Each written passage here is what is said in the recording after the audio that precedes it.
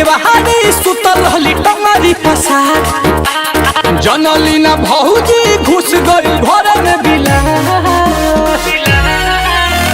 खोल के बहाने सुतल रहली टंगरी पसार। जनली ना भौजी घुस गई घर में बिला। तो भैया के होली यो सुठ उठ भइल, भौजी के पुआवा झूठ भइल ना। तो भैया के होली यो सुठ उठ भइल, पुआवा झूठ भइल ना।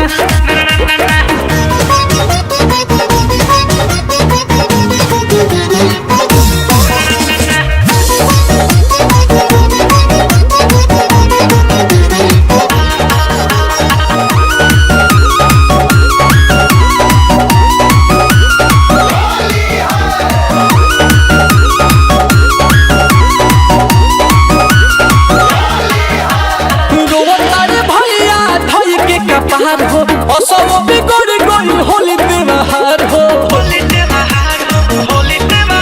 अरे रोवता रे भैया धई के कपार हो, और सब बिगड़ गई होली त्योहार हो। तो भौजी के जो हो गल जोगावल जहतन कई आ होली के दिन सारा मारा खत्म भइल। तो साल भर के सोचल सबक लूट गइल, भौजी के पुआवा झूठ भइल ना। तो भैया के होली यो सुठ उठ भइल, पुआवा रे झूठ भइल ना।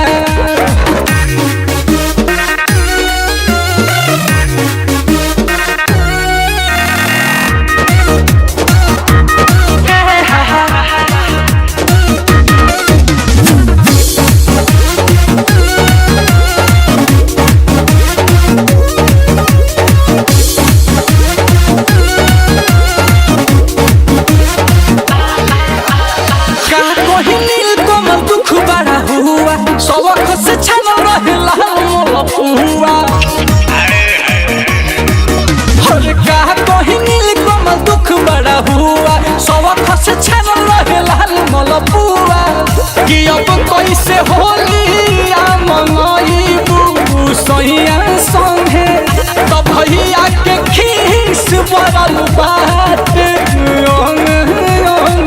कभी मिलस के सपना सारा टूट गइल, भौजी के पुआवा झूठ भइल ना। तो भैया के होली यो सुठ उठ भइल, भौजी के पुआवा झूठ भइल ना।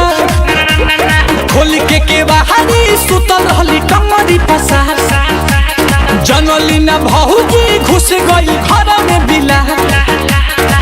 तो भैया के होली यो सुठ उठ भइल, भौजी के पुआवा झूठ भइल ना।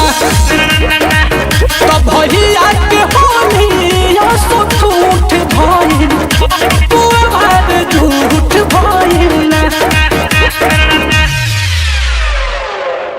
खोल के बहाने सुतल रहली टंगरी पसार। जनली ना भौजी घुस गई घर में बिला। तो भैया के होली यो सुठ उठ भइल, भौजी के पुआवा झूठ भइल ना। तो